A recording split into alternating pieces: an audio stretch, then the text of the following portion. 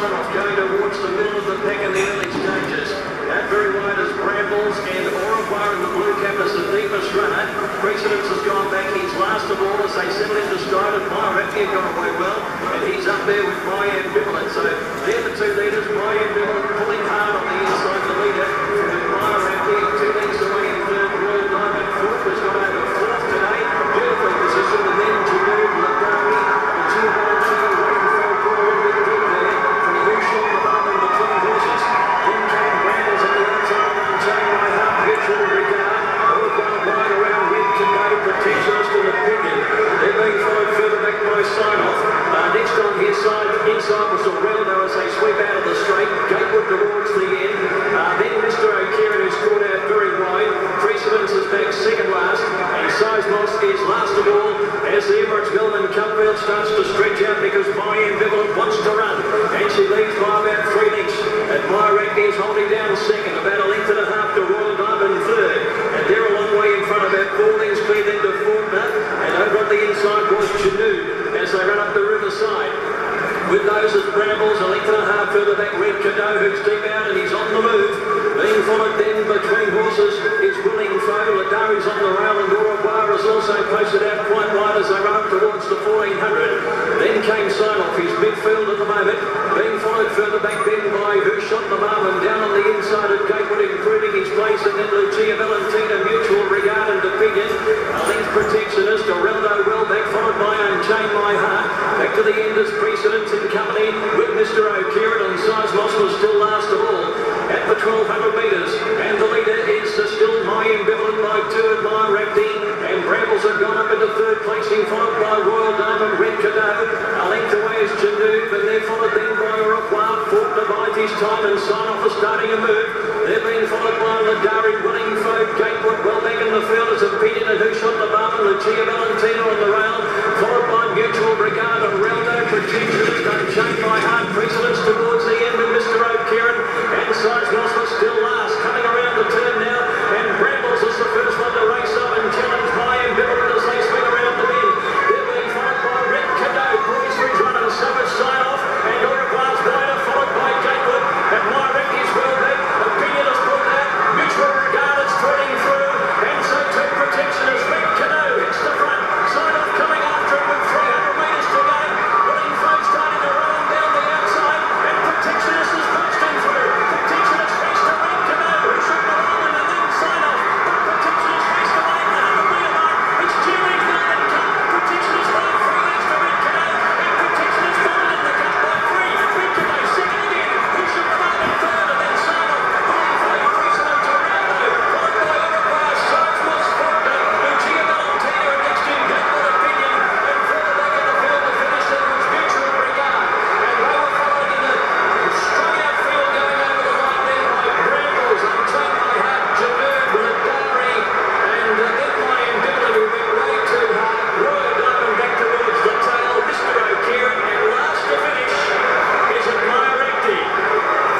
Unbelievable. He's absolutely smashed them, to be honest, the German. He has won the Emirates Melbourne Cup by a massive space. The favourites run last. Red Cadeau creates his own bit of history by running second. No other horse has ever done that 3 times. But it's all about the German and Ryan Moore. It was the Cox Plate on an Irish colt, and now it's the Melbourne Cup on a German stallion. Take it down, Ryan Moore. That was a brilliant ride. He got shuttled back at about the 800 metre mark, a little further back maybe than that. But he didn't lose his cool. He looked for runs between horses. He got the runs and he flew. Sammy, let's go down to you because you've got the man at the moment. What a win, what a ride, what a horse. Ryan Moore, outstanding Protectionist. He jumped in the Melbourne Cup. He's won very easy, that very good horse. With a strong pace, and he had a lot of speed early on, and just struggling for a position that was still back on the rail, but he was able to sort of follow a Mutual Regard through before he getting his back into the road here. And you know, once he got in there, just finding the splits and had so much horse he found it easy. It was a terrific move by Andreas Waller to running in the Herbert Power and then resting him for the Melbourne Cup. What a brilliant trainer he is, you know. His record's very good. Yeah, I'm very pleased with him. As an international jockey, what does it mean to win this race? You've won Australia's greatest weight for age race, the Cox Plate, and now the Melbourne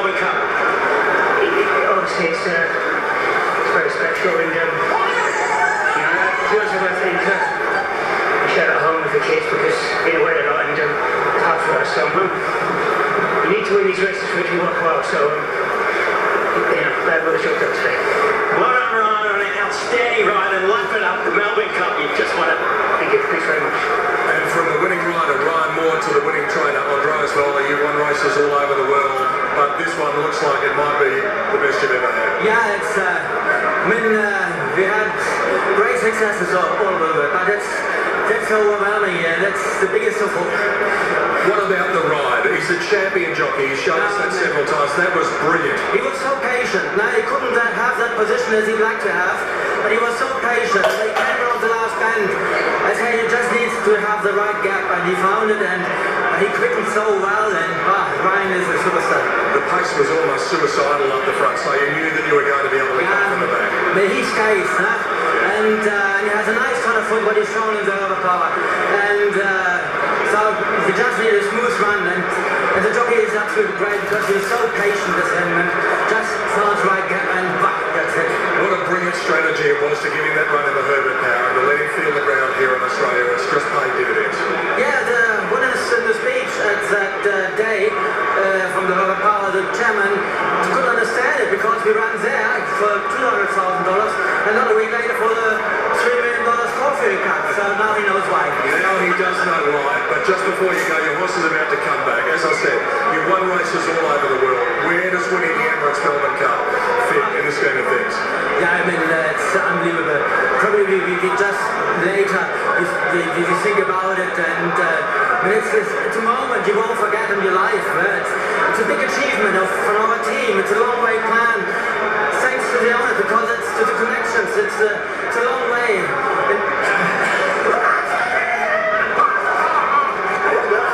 Andreas, I'll leave you to it. Well done. He started as an amateur jockey, Andreas. He was a pretty successful one. He trains outside of Hanover in Germany. So he races all over the world. And for Ryan Moore, he's the first jockey in the Cox Plate and the Melbourne Cup on different horses since Greg Hall in 1992. It's a hard thing to do. He's an absolute star, and he's well travelled, and he gets us down the path. But to Australian bloodstock horses there, they spend a lot of money, and Jamie loved the Luke Murrell, so congratulations to them. Lucas Brennan was fantastic, so no greater right than coming back to scale here after a bit of a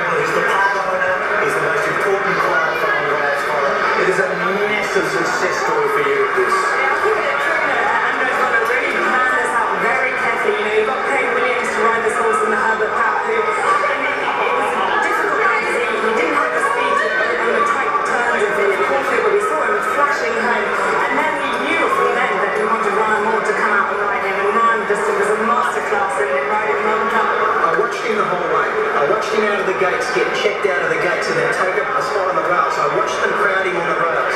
I watched him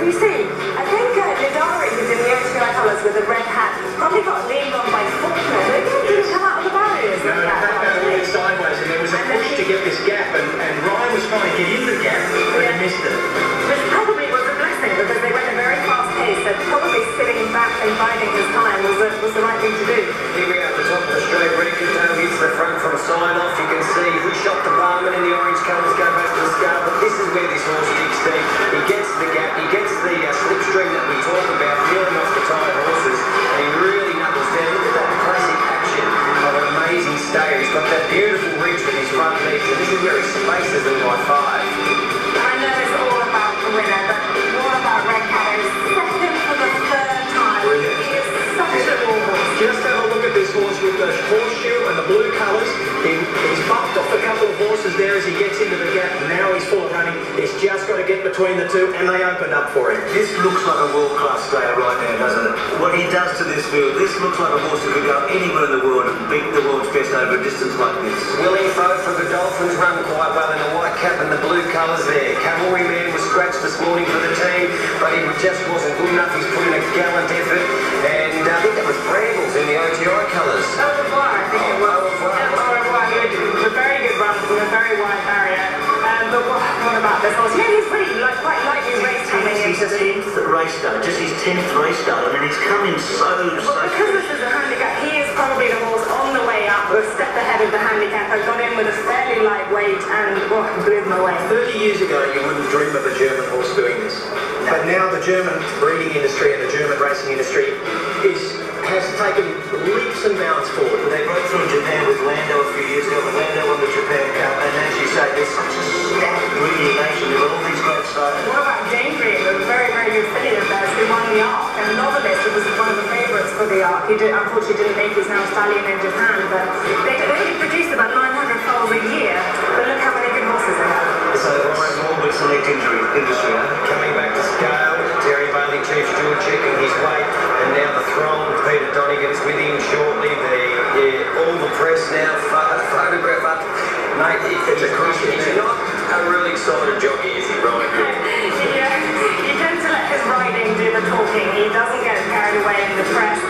Some people berate him for that, but actually he's such a talented jockey. And look at him, he's come here twice, won the top plate on the Melbourne Cup. Extraordinary performance. 5-4-12, so Recano second behind Protector. She shot the barman for Bossy. And Barnes and James, they finished in the top 6 for Priestley. So what a cup, what a winner. 4 winning margin, the fastest cup since Media Puzzle in 2002.